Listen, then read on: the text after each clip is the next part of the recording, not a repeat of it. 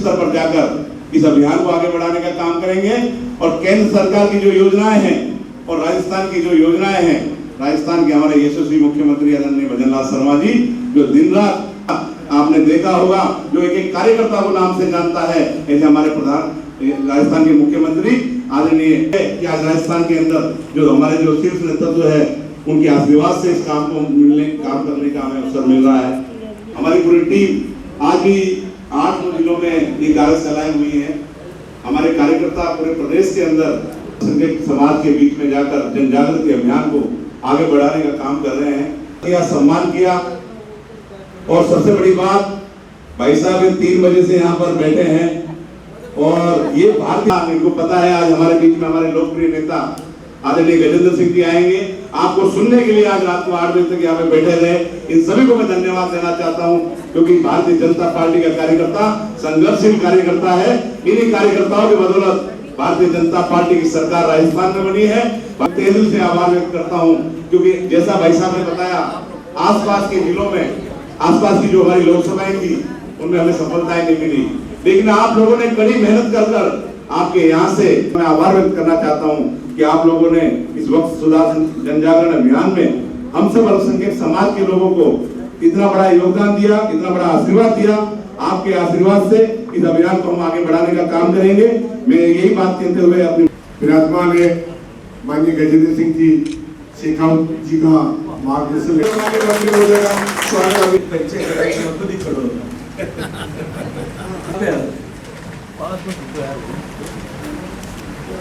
एक अपराध बोध जैसी भावना हो रही। जब मुझे बताया गया था कि कार्यकर्ताओं को 3 बजे का समय दिया गया और कार्यकर्ता 2 बजे जो मुझे बताया वो कार्यकर्ता 2-3 बजे से आए हुए और कार्यशाला में विभिन्न विषयों को लेकर के इस वक्फ बिल के बाद में जिस तरह की अपेक्षा कार्यकर्ताओं से और भारतीय जनता पार्टी के हर कार्यकर्ता से, उसके बारे में हम सब चर्चा कर रहे होते हैं। लेकिन मैं जानता हूं कि वो चर्चा अगर 5 घंटे तक चले तो कितनी चर्चा कितनी कठिन हो जाए। मैं आप सबका बहुत सारा हृदयपूर्वक धन्यवाद करते हुए माननीय महामंत्री जी को बीच में रोक करके मैं खुद खड़ा हूं। आज हम सबके बीच में इस कार्यक्रम में जिनके कंधों पर इस विषय को पूरे राजस्थान में ले जाने की जिम्मेदारी है, ऐसे हमारे अल्पसंख्यक मोर्चे के सम्माननीय अध्यक्ष आदरणीय श्री हमीद मेवाती जी, मंच पर उपस्थित भारतीय जनता पार्टी बीकानेर परिवार के मुखिया और जिले की सम्मानीय अध्यक्ष आदरणीय श्रीमती सुमन छागेड़ जी। सुमन जी, मैं हृदय पूर्वक आपसे हाथ जोड़ करके आपको और आपके सारे कार्यकर्ताओं का अभिनंदन करते हुए क्षमा प्रार्थना करता हूं। मंच पर उपस्थित देहात के अध्यक्ष पंडित जी गुरुदेव श्री श्याम जी पंचारिया, मंच पर उपस्थित आदरणीय विधायक खाजूवाला डॉक्टर विश्वनाथ जी, मंच पर उपस्थित विधायक श्री डूंगरगढ़ आदरणीय श्री ताराचंद जी सारस्वत, पूर्व विधायक, और मुझे लगता है कि जिनके उद्बोधन ने आपके नहीं इस टेबल कुर्सी के भी मन में स्पंदन पैदा किया। और मैं ईमानदारी से बताऊंगा कि लेट हो ना उसकी 2 सीटें लिया गया। आपकी जो कमी थी ना उसको पूरा इन्होंने किया। 2 घंटा इतना शानदार विस्तार पूर्वक वक्त को एकदम, क्योंकि मैं जब फलौदी में आज दिन में ऐसा ही एक कार्यक्रम और संयोग ऐसा था कि फलौदी में 2 कार्यक्रम एक साथ जुड़ गए। एक सेवा सप्ताह का कार्यक्रम जो श्रद्धेय स्वर्गीय बाबा साहब अम्बेडकर के जन्म दिवस के उपलक्ष्य में, जन्म जयंती के उपलक्ष्य में प्रदेश भर में आयोजित हो रहा है, उसके निमित्त केंद्रीय व्यवस्था के तहत दिल्ली विश्वविद्यालय के प्रोफेसर डॉक्टर राजकुमार फुलवारिया साहब आए थे। बड़ा सभागार खचाखच भरा हुआ। मुझे एक बात समझ में पहले से आई थी, लेकिन दूसरी बात आज समझ में आई। जो पहले से बात समझ में आई हुई थी वो ये थी कि जो टीचर होता है उसके डीएनए में 45 मिनट बोलना। मास्टर को खड़ा कर दो, उसकी आदत शुरू से 45 मिनट बोलने की होती है, तो वो 45 मिनट तक रुकता नहीं। एक पीरियड पूरा 45 मिनट का। वो दिल्ली यूनिवर्सिटी के प्रोफेसर हैं, मुझे पक्का पता था कि 40-45 मिनट से पहले छोड़ेंगे। और दूसरा, मुझे लगता है कि माइक मिलने के बाद में नेताओं की जो समस्या वो कि वही समस्या मुझे समझ में आ गया कि वो टीचर्स की भी होती है, सबके लिए कॉमन टू ऑल है। तो 45 मिनट तक उन्होंने घिसा। और फिर वक्फ के विषय पे जो बिहारी जी का प्रिय विषय, और मुझे लगता है कि मुझे माननीय नड्डा जी को इसका जो है अनुरोध करना पड़ेगा कि बिहारी जी को राष्ट्रीय प्रवक्ता के रूप में जो है तो इस वक्फ के विषय पे चर्चा करने के लिए देश भर में भेजना चाहिए। इन्होंने 45 मिनट तक धारा प्रवाह ऊर्जावान उद्बोधन दिया। उसके बीच में मेरे विधायक आदरणीय पब्बाराम जी बिश्नोई जो भी मास्टर है उनका नंबर आ गया। 45 मिनट तक उन्होंने घिसा। तो जो कार्यक्रम जिसके लिए 1 घंटा तय किया था वो कार्यक्रम 2.5 घंटे में समाप्त। और वो जो 2.5 घंटे हैं उसने उस 1.5 घंटे के विलंब ने जो है मुझे आप सबके बीच में आने का जो मैंने 6 बजे टाइम तय किया था उससे लगभग 1.5 घंटा में आप लोगों के बीच में पहुंचा। लेकिन मुझे इस बात का पूरा भरोसा है कि भाई बिहारी जी ने आप लोगों को इस पूरे 1 घंटे के अपने व्याख्यान में निश्चित रूप से इस वक्फ की हकीकत से रूबरू कराया।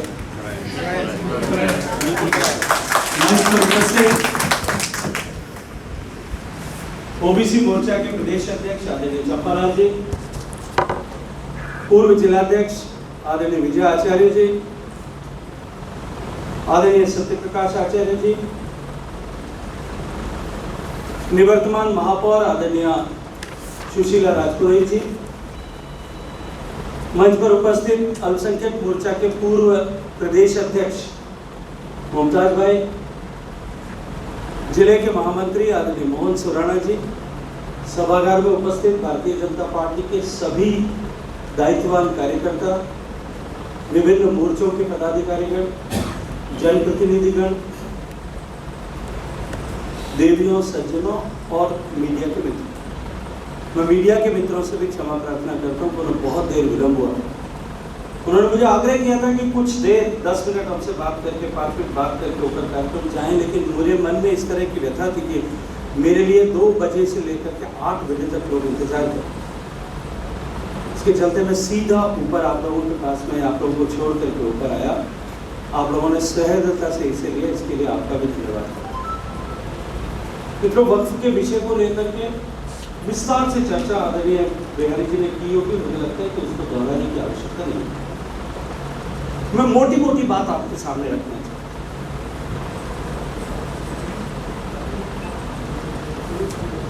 देखिए, वक्फ को लेकर के ये जो व्यवस्था है, पहली बार इसकी कल्पना आज से लगभग 900 से ज्यादा साल पहले इस देश में हुई।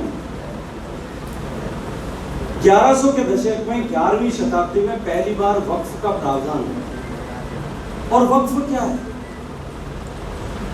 कोई व्यक्ति जिसके पास में जो संपन्न है, जो समृद्ध है, जिसके पास में अतिरिक्त संपत्तियां या ऐसी संपत्ति जिसको वो उपयोग नहीं करना चाहता या उसके लिए अनुपयोगी, उस संपत्ति को वो मजलूम के हित के लिए, गरीब के हित के लिए, दीन के हित के लिए, बेवा के हित के लिए, अनाथ के हित के लिए, दुखियों के पीड़ा को हरण करने के लिए अल्लाह ताला के नाम पर दान करते, वो वक्फ।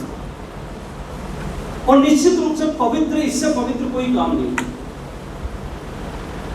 हम भारतीय जनता पार्टी के कार्यकर्ताओं को इस बात का स्मरण रखना चाहिए कि हम वक्फ के विरोध में नहीं हैं। बिल्कुल स्पष्टता के साथ में इस बात को मानना चाहिए। वक्फ पवित्र है, लेकिन वक्फ में इस समय की रफ्तार में जिस तरह का दूषण हो गया था, प्रदूषण हो गया था, उसको सफाई करने का मात्र काम हमने किया। तब से लेकर के निरंतर ये वक्फ की व्यवस्था चली आ रही। कालांतर में अंग्रेज सत्ता ने इस वक्त का फॉर्मलाइजेशन किया, इसको कानून अमली जामा कर दिया और 18वीं शताब्दी के अंत से लेकर के वक्फ एक कानून के रूप में इस भारत में काम कर रहा है। आजादी के बाद में लंबे समय तक भी जो है वक्फ इसी तरह से काम करता है। 1995 में पहली बार तत्कालीन कांग्रेस सरकार ने वक्फ में संशोधन किया और जो वक्फ स्व इच्छा से, स्व प्रेरणा से व्यक्ति अपनी इच्छा से अल्लाह के नाम पर जमीन को, अपनी संपत्ति को दान करके गरीब के हित के लिए दान करे और दान करके किस उपयोग में उसे लिया जाएगा इसकी घोषणा करे और साथ में उसके कस्टोडियन के रूप में उसकी देखरेख के लिए एक मुतवल्ली नियुक्त करे। ये जो वक्फ की अवधारणा थी इसमें थोड़ा परिवर्तन हुआ और वो परिवर्तन ये किया गया कि वक्फ बोर्ड जो उसकी गवर्निंग बॉडी वो ये चाहे कि किसी संपत्ति को वक्फ डिक्लेयर करना चाहिए और वो यदि इसके उपयुक्त समझे तो वो उसको वक्फ डिक्लेयर कर सकते। और तीसरा, बाद में 2013 में केवल और केवल अपने राजनीतिक स्वार्थों की पूर्ति के लिए और तुष्टीकरण के कर के माध्यम से अपने वोटों को सिक्योर करने के दृष्टिकोण से अपीजमेंट पॉलिटिक्स के चलते हुए 2013 में एक और संशोधन इसमें लाया गया और वो संशोधन था वक्फ बाय यूजर।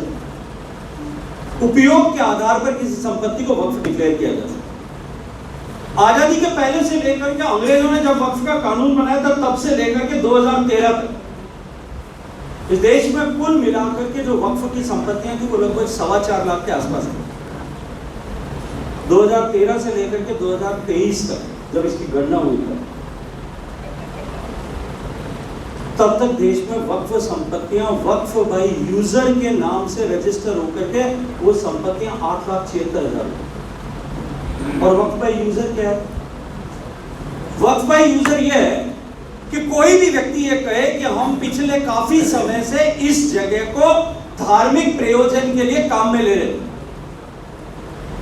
मजहब विशेष की पूजा पद्धति के लिए, इबादत के लिए, नमाज पढ़ने के लिए, किसी धार्मिक मजलिस के लिए, जुलसे के लिए, हम ये जो है किसी मुशायरे के लिए वहां पर अगर उसको काम में ले रहे हैं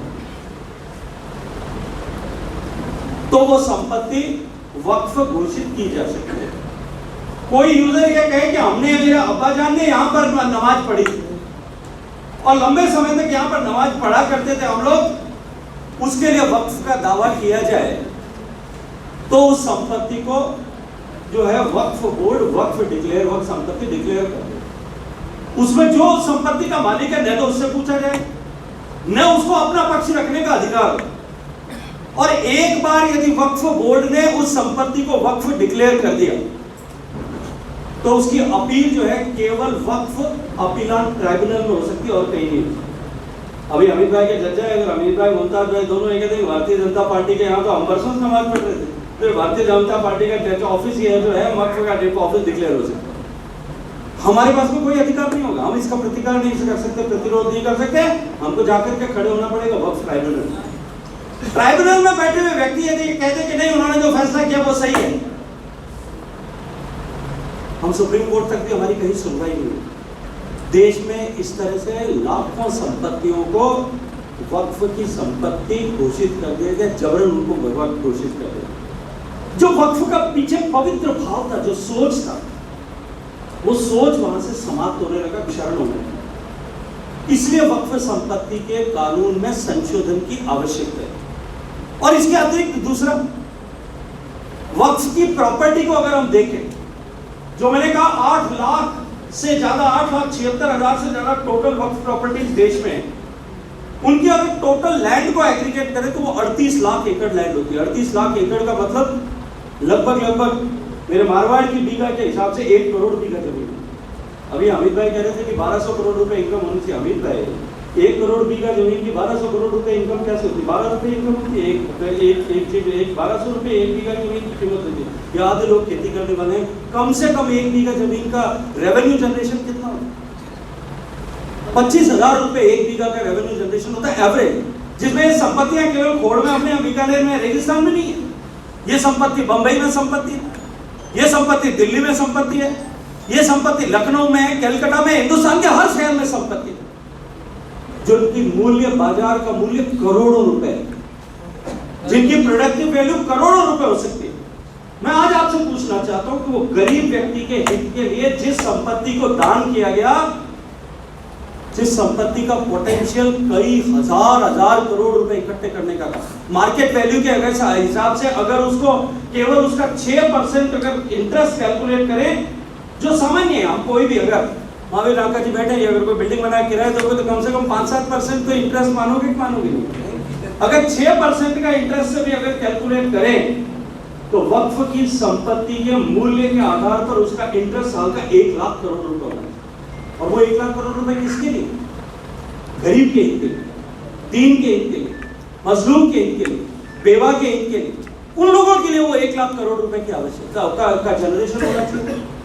उसकी बजाय जो है वक्फ की संपत्ति का उपयोग, अच्छा टोटल किराया इस देश में कितना कैलकुलेट हो रहा था? 166 करोड़ रुपए। हमने एक कानून बना करके कि वक्फ की संपत्ति का सही उपयोग होना चाहिए, ये मुस्लिम समाज का के साथ में अन्याय किया है या न्याय किया? लेकिन भावना क्या फैलाई जा रही है? ऐसे लोग जिन लोगों के व्यक्तिगत स्वार्थ, जिन लोगों की महत्वाकांक्षाएं इस तरह के दुष्प्रचार के साथ में जुड़ी हुई, उन लोगों ने सुनियोजित रूप से इसके ऊपर दुष्प्रचार करना शुरू किया, इसको मजहब पर आक्रमण के तौर लिया। इससे पहले भी जब ट्रिपल तलाक का कानून पारित हुआ, अभी अमित भाई बात कर रहे हैं, व्हाट्सएप से मैसेज भेज करके तलाक हो सकता है। इस देश में देश के मुसलमान की बेटी और वो मुसलमान की बेटी का दर्द जो है वो हमसे, हमारी बेटी के दर्द से अलग नहीं होता। कल्पना करके देखिए कि हमारे परिवार में अगर किसी बच्ची के साथ में ऐसा हो जाए कि हम बर्दाश्त कर सकें, तब क्या मुसलमान की बेटी को उस दर्द भोगने के लिए और एक ऐसे कानून के चलते हुए ऐसा संकट भोगने के लिए जो कानून दुनिया के किसी भी मुस्लिम देश में भी नहीं, पाकिस्तान से लेकर के किसी भी मुस्लिम देश में जो ट्रिपल तलाक का कानून नहीं है, जो घोषित मुस्लिम देश है उनमें भी नहीं है, वो भारत में चालू था। क्या उसका समाप्त किया जाना कि क्या चाहिए था कि नहीं चाहिए? क्या वो मुस्लिम समाज की खवातीनों के बहनों के हित में था कि नहीं था? बहनों के हित में जो कानून बना उसको लेकर के दुष्प्रचार हुआ। उससे बीच में, उससे पहले जो है सिटीजनशिप अमेंडमेंट एक्ट है। सिटीजनशिप अमेंडमेंट एक्ट क्या था? कांग्रेस पार्टी ने कितना हल्ला मचाया था, हमारे विपक्षियों ने उसको लेकर के हल्ला मचाया। याद करिए अशोक गहलोत साहब 20,000 लोगों को लेकर के जयपुर में एमआई रोड पे पैदल मोर्चा निकालते मौजूद सीए के खिलाफ। सीए किसके लिए था? सीए का मुसलमान से कोई लेना देना नहीं, कहीं किसी तरह का सूद साधक का संबंध नहीं था। सीए कानून था जो अर्शवाई इंडिया है, जो हमारा आजादी से पहले का भारत, जितने देश हैं उसके, पाकिस्तान उसका देश है हिस्सा था, अफगानिस्तान उसका हिस्सा था, बांग्लादेश उसका हिस्सा था, हमारे अर्शवाई इंडिया के जितने भी देश, उन देशों में कोई भी भारतीय मूल के धर्म का व्यक्ति जो उस देश में निवास करता है। मुझे याद आता है जब ओसीआई पीआईओ बिल पर लोकसभा में चर्चा हुई थी, माननीय मोदी जी पहली बार अमेरिका गए थे, तब उन्होंने ओवरसीज सिटीजन्स ऑफ इंडिया के लिए कानून बनाया था, पीपल ऑफ इंडियन ऑरिजिन के लिए कानून बनाया था कि वो ड्यूअल सिटीजनशिप रखते हैं, दोहरे पासपोर्ट रख सकते हैं। याद रखिए करिए। और उस दिन जब उस बिल पर चर्चा हो रही थी, आदरणीय अर्जुन राम मेघवाल जी उस समय हमारे मुख्य सचेतक हुआ करते थे लोकसभा, वे हुआ करते थे।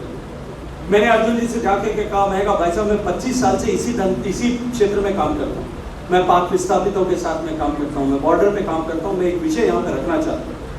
उन्होंने मुझे कहा पाकिस्तान का इससे क्या लेना देना? मैं कहा ये मेरे लिए अवसर है, मुझे सिर्फ आपको अवसर चाहिए। और मैंने उस दिन लोकसभा के पटल पर खड़े होकर के माननीय प्रधानमंत्री जी की उपस्थिति में कहा था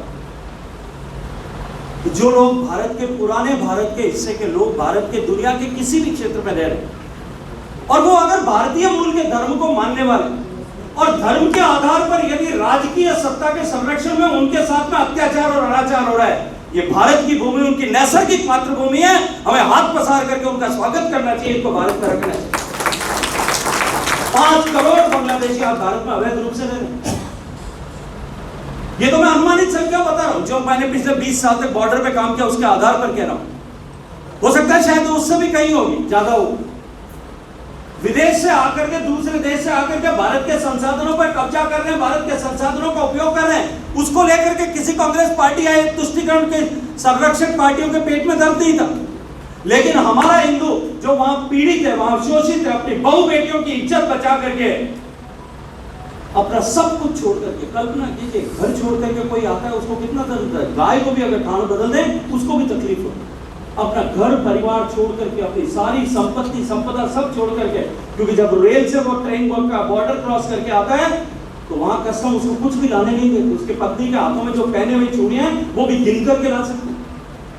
वो जब हिंदुस्तान में आता है, आने के बाद में उसका संकट क्या था? आप में से कुछ लोग यहाँ जो बीकानेर में कुछ पाक विस्थापित रहते हैं, उनको आप लोगों का संपर्क आया और कभी पूछेगा उनका दर्द। नागरिकता के लिए एप्लीकेशन लगाने के लिए 7 साल की जरूरत पड़ती है। उसके बाद में वो एप्लीकेशन लगाते हैं, एप्लीकेशन का एंडोर्समेंट होकर के कंप्लीट कार्रवाई होने में 15 से 20 साल का समय लगता है। जब तक उसका नागरिकता नहीं हो जाती थी तब तक न वो, उसके पास में कोई प्रूफ ऑफ आइडेंटिटी नहीं है, वो न बैंक का खाता खोल सकता है, न मोबाइल ले सकता है, न ट्रेन में बैठ सकता है, न बस में बैठ करके यात्रा कर सकता है, न अस्पताल में जाके इलाज करा सकता है, न अपने बच्चों को स्कूल में पढ़ा सकता है, वो कुछ नहीं कर सकता, न बैंक का खाता खोल सकता, कोई काम नहीं कर सकता, सरकार की किसी योजना का लाभ नहीं ले सकता। वो सड़क पर रहने के लिए मजबूर था, खुले झोंपड़ी बांध के रहते थे, कभी कोई भगाता था, कभी कोई भगाता था, वो इस नरक में रहते, नारकीय जीवन जीने के लिए मजबूर होते थे। और जब कभी कोई छोटा मोटा कुछ होने के बाद में पुलिस उनको पकड़ती, डिपोर्ट करने के लिए आते थे। मेरे घर पे आकर के, क्योंकि मैं उनके साथ काम करता था, महिलाएं रोती थी सब, वो कहती थी भाई साहब हमको बचा लो, हमको उस नरक में ले जाना, हमारी बहु बेटियों की इज्जत बचा लो, भाई साहब आप जाने मत दो हमको वहां। उन लोगों को 5 साल के टाइम बाउंड तरीके से उनको नागरिकता दे दी जाए, ये सिटीजनशिप कानून था, इसके अलावा और कुछ भी नहीं, ताकि उनके जीवन से यह नारकीय दशा समाप्त हो जाए और वो केवल 5 साल में अपने कागज पूरे करके, क्योंकि एलटीवी मिलने के बाद में उनको सारी सुविधाएं माननीय मोदी जी ने दे दी थी और उनको नागरिकता विदिन 5 इयर्स मिल जाए। और वो भी कौन? जो 2014 से पहले भारत में आ गया, केवल उनको, ऐसा नहीं कि आप नए आ जाए उनको भी मिलेगी। अब उसको लेकर के कितनी अफवाहें फैलाएंगे, शाहीन बाग में धरने लगाएंगे, मुस्लिम समाज को उकसाने का काम किया। ऐसे में अनेक घटनाएं, अनेक ऐसे विषय बता सकता हूं जिनको लेकर के भ्रांति फैला करके देश के बहुत बड़े तबके, अभी अमित भाई कह रहे थे कि हम 15% है, 14% है, उस 15% तबके को उनको भावनात्मक रूप से उद्वेलित करके अपना वोट बैंक बनाने के लिए उनको जो है उनको संघर्ष के रास्ते पर लाने के लिए, उनको भड़काने के लिए काम करते हैं। मित्रों, ये हमारे पास में अवसर है वक्फ का, विजय का अवसर नहीं। मैं देखता हूँ कुछ कार्यकर्ता भाई साहब वक्फ करके हमने कोई विजयश्री हासिल नहीं किया। भारतीय जनता पार्टी के कार्यकर्ता को जिम्मेदारी के साथ में, ये हमारे लिए एक अवसर है जब हम जो अल्पसंख्यक समाज है उसके बीच में जाकर के हम इसकी हकीकत को लोगों को समझाएं कि क्या तुम्हारे हित में और कौन तुम्हारे भले के लिए काम कर रहा है। अन्यथा अगर हमने ये काम नहीं किया तो ये जो अलगाववादी ताकतें हैं, जो समाज को बांट करके, अंग्रेजों से शिक्षा लेकर के समाज को बांट करके अपनी सत्ताओं की कुर्सियों को सुरक्षित करने का काम करने वाले जो लोग हैं, अगर हम चूक गए तो ये उनके लिए अवसर बन जाए, इस समाज को उद्वेलित करें। अब याद करिए 2014 में मोदी जी की सरकार बनी थी, क्या किस तरह की भ्रांतियां फैलाई जाती कि अगर मोदी आ गया तो मुसलमान को देश से बाहर निकाल देगा। आप पूछिए जाकर के उन लोगों से, अल्पसंख्यक समुदाय में जाकर के, ये केवल अल्पसंख्यक मोर्चा के कार्यकर्ता का काम नहीं है, ये हम सब का काम। जहां कहीं हमको अवसर मिलता है हमको जाकर के चर्चा करनी चाहिए, बात करनी चाहिए। ये केवल इनकी जिम्मेदारी नहीं है, हम सब की जिम्मेदारी, हम भारतीय जनता पार्टी का हर कार्यकर्ता का कर्तव्य है। कितनी तरह की भ्रांतियां फैलाई, पूछिए उनसे जाकर के 2014 के बाद में क्या तुमको कहीं किसी ने पूछा? कहीं उनको कभी किसी ने भारत से बाहर जाने की बात की? कहीं किसी तरह का भेदभाव भारत की सरकार ने किया? भेदभाव कौन करता था इससे पहले? कांग्रेस की सरकारें भेदभाव करती। माननीय मोदी जी ने कहा कि हम सामान्य मानवी के जीवन में परिवर्तन लाने के लिए योजनाएं बना करके काम करेंगे, गरीब को घर देंगे, गरीब के घर में बिजली पहुंचाएंगे, गरीब के घर में शौचालय बनाएंगे, गरीब के घर में गैस का चूल्हा बनाए पहुंचाएंगे, गरीब के घर तक पानी पहुंचाएंगे, गरीब के घर में अन्न का पहुंचाएंगे, गरीब को इलाज के लिए जो है व्यवस्था करेंगे, गरीब किसान को प्रधानमंत्री किसान सम्मान निधि देंगे। किसी ने मजहब पूछा, जाति पूछी? किसी ने उनसे प्रश्न चिन्ह खड़ा किया? ठीक इसी तरह की परिस्थिति जो है जो हमारे अनुसूचित जाति जनजाति समाज के साथ में, उनके मन में भी इस तरह की भ्रांतियां पैदा की। उनके मन में भी मोदी आ गया संविधान बदल देगा, लाल किताब जेब में से निकाल करके दिखा। जो नेता संविधान की पुस्तक को सिर झुका करके प्रणाम करता है और उस संविधान द्वारा प्रदत्त बनाए गए लोकतंत्र के उस मंदिर में चढ़ने से पहले उन सीढ़ियों को सिर झुका करके प्रणाम करता है, वो संविधान समाप्त कर देगा। और जिन लोगों ने संविधान के खिलाफ से खिलवाड़ किया, वही लोग इस तरह का षड्यंत्र कर रहे थे। और वो षड्यंत्र करने में अगर सफल होते हैं, तनिक भी सफल होते हैं, ये भारतीय जनता पार्टी के कार्यकर्ता की कहीं न कहीं कमी और कमजोरी है, तब वो ऐसा करने में सफल होते हैं। और मैं आज आप सब लोगों से सिर्फ इतनी विनती करना चाहता हूं, मैं चाहे तो इस वक्त के विषय पर घंटों बात कर सकता हूं। 6 घंटे जो आप सब ने मिलकर के बात किया, मैं 6 घंटे तक अकेला इस वक्त के विषय पर बात कर सकता हूं। लेकिन मैं आपको सिर्फ इतना निवेदन करने के लिए खड़ा हूं कि वक्फ का जो संशोधन है, ये हमारी विजयश्री नहीं है, ये हमारे पास में अवसर है उस अल्पसंख्यक समुदाय को हकीकत से रूबरू करा करके उसके साथ में जुड़ने का। हम जाएं, उनको बताएं, तुम्हारे बच्चों के लिए, तुम्हारे मजलूमों के लिए, तुम्हारे गरीबों के लिए जो संपत्ति बनाई गई।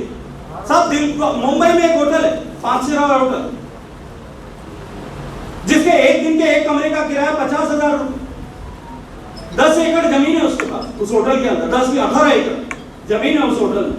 और उस जमीन को किराया कितना है, वो वक्फ की संपत्ति, उसका किराया कितना है? 50,000 रुपए साल का।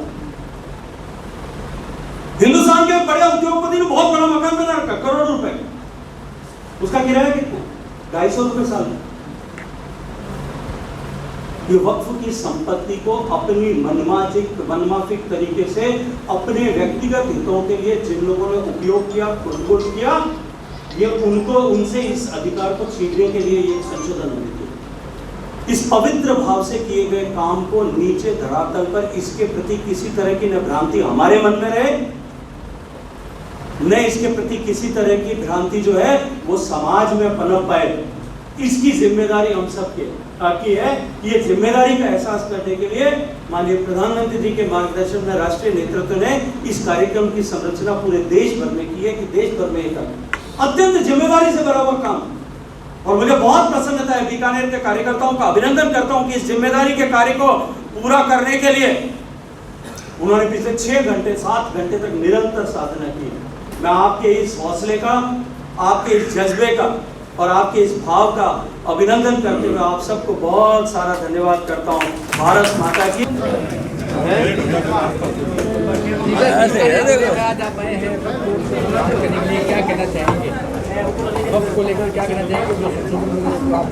देखिए, लोकसभा और राज्यसभा संसद के दोनों सदनों ने सरकार द्वारा पेश किए गए अधिनियम वक्फ संशोधन को बड़े प्रचंड बहुमत के साथ में पारित किया। और महामहिम राष्ट्रपति जी के दस्तखत के बाद में वो संशोधन अब कानून का स्वरूप ले चुका है। ऐसे गरीब, मजलूम, दीनहीन, दुखी ऐसे लोगों के जीवन को सुरक्षित करने, उनको सहायता देने, उनको स्वावलंबी बनाने के उद्देश्य को लेकर के पवित्र भाव के साथ में जो वक्फ की संपत्ति जिसे वक्फ के रूप में घोषित किया जाता, अल्लाह ताला के नाम पर दान करके उस संपत्ति को वक्फ कर दिया जाता था। और ये जानते हुए कि इस संपत्ति पर मेरा हमेशा के लिए इसी के साथ अधिकार समाप्त हो गया, और साथ ही साथ उसके लिए प्रयोजन कि मैं इस उद्देश्य के साथ मैं संपत्ति दान कर रहा हूँ, और उसके लिए एक मुतव्वली, कोई जो उसका केयर टेकर होगा, उसकी नियुक्ति की जाती थी। देश में लगभग 8,76,000 के आसपास देश में वक्फ संपत्तियाँ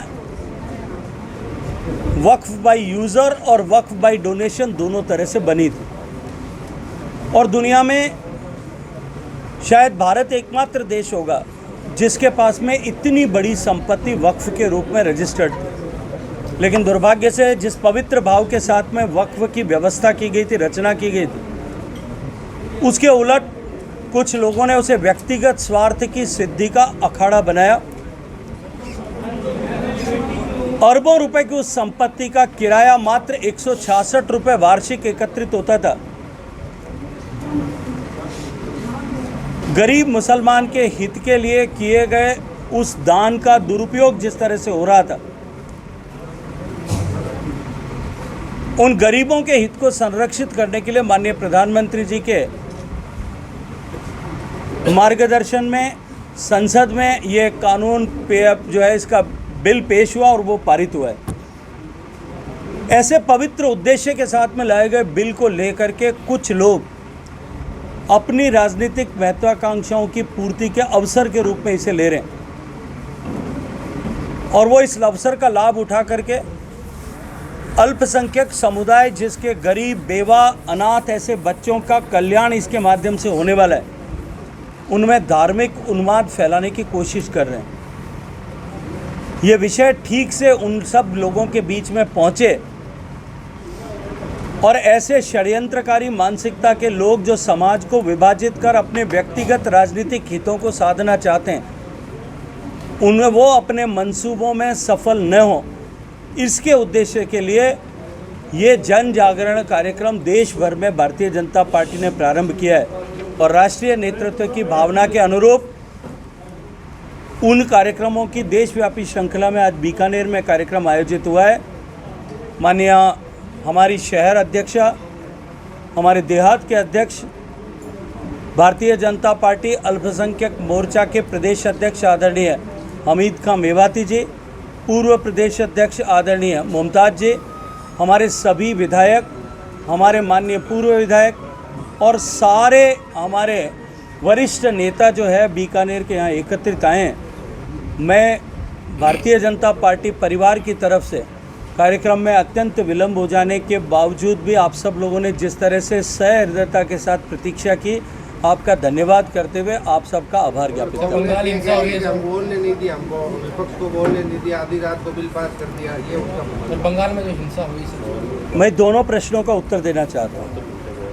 देखिए, भारत के लोकतांत्रिक इतिहास में किसी एक बिल पर अगर जो सर्वाधिक चर्चा के रिकॉर्ड बने, ऐसे 5 अगर इंसिडेंट्स को आज़ादी से लेकर के अब तक मार्क किया जाए, उनमें से एक ये वक्फ का बिल भी होगा, जिस बिल पर राज्यसभा में 18 घंटे जो तय किया गया था उसके अतिरिक्त भी 18 घंटे तक चर्चा हुई। आधी रात तक जब बिल पारित हुआ था तब दोनों पार्टियों के दोनों पक्षों के सभी लोग वहां पूरी संख्या में उपस्थित थे। इसलिए ये कह मात्र देना, केवल ये कह करके छूट जाना कि हमें बोलने का अवसर नहीं मिला।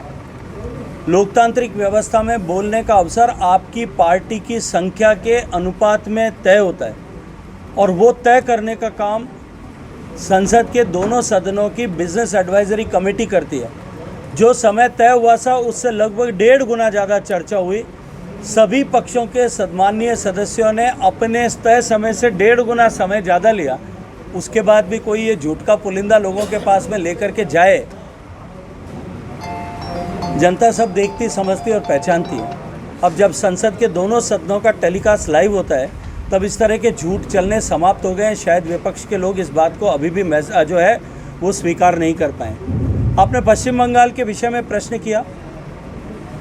जिस बात का अंदेशा है कि अल्पसंख्यक समुदाय की भावनाओं को भड़का करके उन्हें उन्माद के रास्ते पर ले जाने का षड्यंत्र किया जा सकता है, वो पश्चिम बंगाल में दिखाई दे रहा है। पश्चिम बंगाल की सरकार और वहाँ की माननीय मुख्यमंत्री ममता बनर्जी जी के नेतृत्व में जिस तरह से उन्मादियों को खुली छूट दी गई और वहाँ जिस तरह से बहुसंख्यक समाज के साथ अत्याचार हो रहा है, वहाँ हत्याएं हो रही है, वहाँ की महिलाओं के सम्मान के साथ पे खिलवाड़ हो रहा है, बहुसंख्यक समाज के धार्मिक आस्था के केंद्रों को नुकसान पहुँचाया जा रहा है, उनकी संपत्तियों को तहस नहस किया जा रहा है, उनकी दुकानों को लूटा जा रहा है।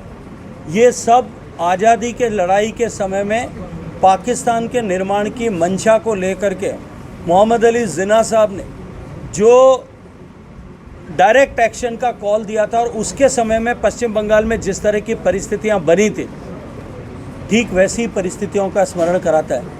लेकिन मैं पूरे जिम्मेदारी के साथ में एक बात कहना चाहता हूं कि अब की बार बंगाल की जनता ने भी इस तांडव को अनुभव किया है और इस तांडव को अनुभव करने के बाद अब के बार जब 2026 में पश्चिम बंगाल का चुनाव होगा और चुनाव में मैं विश्वास के साथ में कहता हूं कि अब की बार भारतीय जनता पार्टी की सरकार बनेगी और हमारा पश्चिम बंगाल के हर उस बहुसंख्यक व्यक्ति के साथ में हमारा संकल्प है, हमारा वादा है कि हर उस आतताई जिन्होंने आपको खून के आंसू रोने के लिए मजबूर किया है उस सब का पूरी तरह से हिसाब किताब सरकार कानूनी व्यवस्था के तहत पूरा करेगी। लेकिन सर ममता बनर्जी ने बीजेपी को सीधा सीधा जिम्मेवार ठहरा दिया है इसके लिए। उन्होंने कहा कि ये बीजेपी के कारण हुआ है। देखिए, अपनी विफलताओं के लिए दूसरों को जिम्मेदार ठहरा करके अपने आप को पाक साफ निकालने की चेष्टा ममता बनर्जी जी ने पहली बार नहीं की। सीए के समय मैंने अभी विस्तार से बताया कि सीए का कानून जिसका मुस्लिम समुदाय से कहीं कोई सूद सातक का संबंध नहीं था, उसमें भी अल्पसंख्यक समुदाय की भावनाओं को भड़का करके इसी तरह की घटनाएं वहां कारित कराई गई थी। ये विषय और इस तरह का झूठ का सहारा लेना उनके लिए नया नहीं है। इतना बवाल हो रहा है तो फिर केंद्र सरकार क्या कर रही है? केंद्र सरकार क्यों नहीं हस्तक्षेप कर रही है? आप तो अगले चुनाव की बात कर रहे हैं, आपके पास भी तो पावर है, आप उसको क्यों नहीं यूज कर रहे? देखिए, भारत सरकार ने इस लोकतांत्रिक व्यवस्था और फेडरल स्ट्रक्चर में जितने कदम संविधान की मर्यादा में रह करके उठाए जा सकते थे वो सब कदम अब तक उठाए। हमने वहाँ ह्यूमन राइट कमीशन को भेजा है, वीमेंस कमीशन को भेजा है, हमने वहाँ एनआई को भेजा है, हमने वहाँ पर देश के सशस्त्र पुलिस के को वहाँ पर तैनात किया है। लेकिन इस बात का स्मरण हमें करना चाहिए, रखना चाहिए कि लोकतांत्रिक व्यवस्था में लॉ एंड ऑर्डर स्टेट का सब्जेक्ट है हमारे संविधान के अनुरूप। हम संविधान के मर्यादा में के भी साथ में रहते हुए पश्चिम बंगाल के निवासियों के हितों का संरक्षण हो सके इसके लिए पूरे जागरूक प्रहरी की तरह काम करते हैं। राष्ट्रपति शासन का देखिए, मुझे लगता है कि राष्ट्रपति शासन जैसे ऐसे गंभीर विषय पर इस तरह से फौरी रूप से चर्चा नहीं करना चाहिए। ये कांग्रेस पार्टी का शासन नहीं है। जब अप्रत्याशित रूप से बिना किसी कारण के अपने राजनीतिक स्वार्थों की पूर्ति के लिए राष्ट्रपति शासन लगाए जाते थे, आर्टिकल 356 का दुरुपयोग किया जाता था। ये माननीय मोदी जी के नेतृत्व में काम करने वाली सरकार है जो अंतिम समय तक लोकतांत्रिक भावना और संवैधानिक व्यवस्था का सम्मान करते हुए जब तक ऐसा परिस्थिति न बन जाए तब तक 356 का इस्तेमाल किए बिना हम अगर उसे ठीक कर सकते हैं उसके लिए प्रयास करेंगे और अगर पानी उससे ऊपर निकलेगा तो निश्चित रूप से उस पर भी जो है निर्णय किया जा सकता है। वक्त पे एक सवाल है मेरा, पहले 3 तलाक और अब ये वक्त, मतलब ये इस प्रकार के जो मुसलमानों से जो रिलेटेड जो मुद्दे हैं वो ला करके भारतीय जनता पार्टी किस प्रकार से क्या कोई पुष्टि करने की देश के 14% आबादी जिसके हर व्यक्ति का इस देश के संसाधनों में, इस देश की व्यवस्थाओं में उतना ही बड़ा अधिकार है जितना देश के किसी भी बहुसंख्यक समाज के व्यक्ति का है। ये समानता मूलक समाज का सृजन करने का संकल्प रखने वाली भारतीय जनता पार्टी जो बाबा साहब अम्बेडकर के मूल मंत्र पर, समता मूलक समाज के मूल मंत्र पर काम करती है, वो इस बात को किस तरह से बर्दाश्त कर सकती है कि जब देश के इतने बड़े समाज की महिलाओं को ऐसे एक आदिम और बर्बर कानून के भरोसे छोड़ दिया जाए, जो कानून दुनिया के किसी भी घोषित मुस्लिम देश में नहीं है। क्या उस पर संशोधन करना उचित नहीं है? क्या ऐसी महिलाएं जिनको व्हाट्सएप के माध्यम से जिनको तलाक दे दिया गया, जिनको घर में खड़े होकर के शौहर ने चाय गर्म या ठंडी होने के कारण से तलाक दे दिया, क्या इस तरह की बर्बर कानून को जो है वो स्वीकार किया जा सकता है? ऐसे जो है संपत्तियां जिनको किसी गरीब के हित के लिए दान की गई है और अल्लाह के नाम पर पवित्र भाव के साथ में दान की गई है, अगर उसका दुरुपयोग होता रहे तो क्या सरकार को मूक दर्शक डाल करके देखना चाहिए? मैं फिर कहूँगा और लोकतंत्र का चौथा स्तंभ होने के नाते आप सबसे भी आग्रह करूँगा कि ये जो दुर्भावना फैला करके गलत नैरेटिव खड़े करके देश को बांट करके अपने राजनीतिक स्वार्थ की पूर्ति जो लोग करना चाहते हैं, लोकतंत्र का चौथा स्तंभ होने के नाते आपकी भी उतनी बड़ी जिम्मेदारी है कि वो यथार्थ लोगों के बीच में ठीक से लेकर के जाएं। आपके सांसद ये कह रहे हैं कि एक मिनट भैया, हो गया, आप दूसरों को बात करने दो। अरे भाई दूसरों को बात करने दो ना। संपत्तियां हैं उनका क्या होगा? भारतीय जनता पार्टी इस बात का भी जवाब दे, तो वक्त की जो संपत्तियां रहेंगी बाद में उनका क्या होगा? शंका ये बताई जा रही है। मुझे लगता है कि इसका जवाब सुनने के लिए, समझने के लिए संसद के दोनों सदनों में माननीय गृह मंत्री जी का भाषण एक बार पढ़ लीजिए, सुन लीजिए, आपको समझ में आ जाएगा। आपके सांसद क्योंकि संपत्ति वक्फ की थी, वक्फ की है और वक्फ की रहेगी।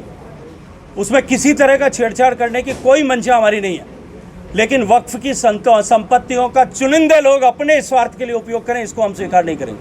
आपके सांसद ने ये कहा देश में जो गृह युद्ध हो रहे हैं वो चीफ जस्टिस ने कराए हैं, क्या करेंगे?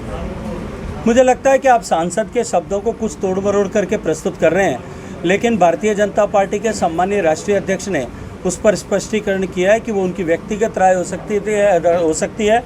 भारतीय जनता पार्टी संविधान में पूर्ण रूप से विश्वास करने वाली पार्टी है। हम संविधान की सभी पिलर्स को बराबर रूप से सम्मान देने वाले लोग हैं। उनके व्यक्तिगत बयान से भारतीय जनता पार्टी का कहीं किसी तरह का कोई लेना देना नहीं है।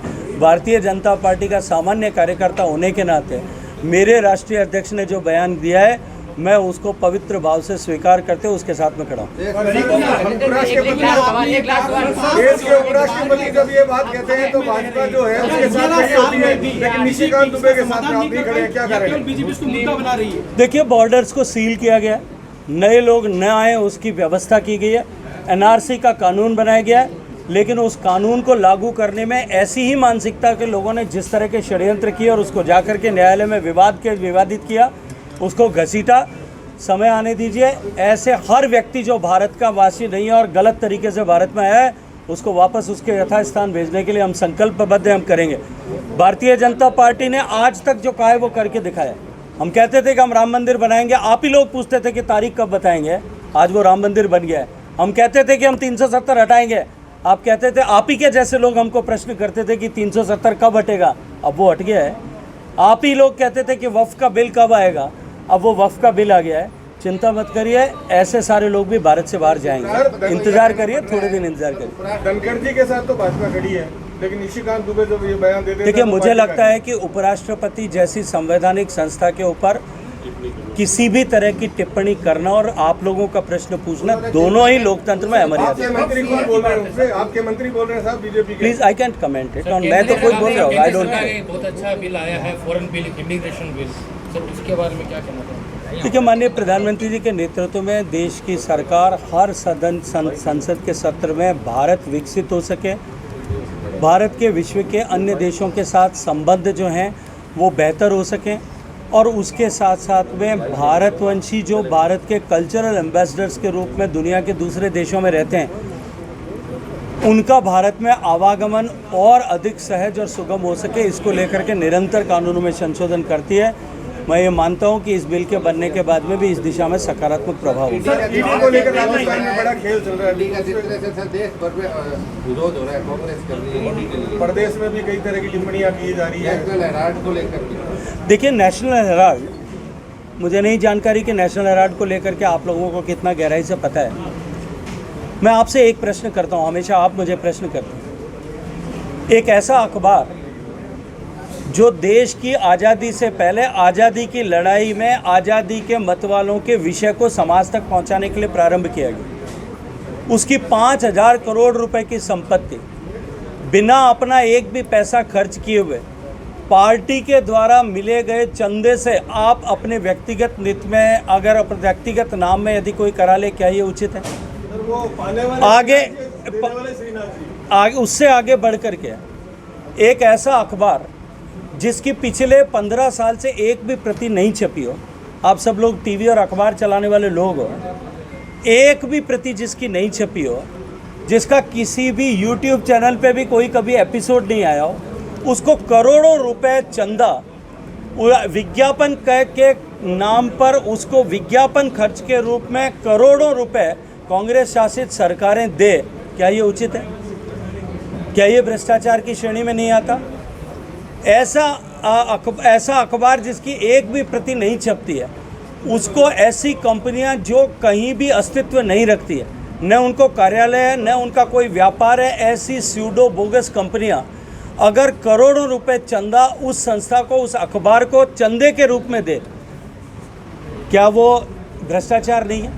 और अगर ये भ्रष्टाचार है तो मेरा प्रश्न आपसे और आपके सारे दर्शकों से और आपके पाठकों से यह है, क्या उनके खिलाफ कार्रवाई करना उचित है या अनुचित? सर, आपने इतने घोटालों की बात की, संजीवनी घोटाला में दोषी कौन, उन व्यक्तियों को पैसा कब मिलना चाहिए नहीं मिलना चाहिए? देखिए, मैं तो संजीवनी को लेकर के मेरे ऊपर बहुत सारे जो है आरोप प्रत्यारोप लगाए।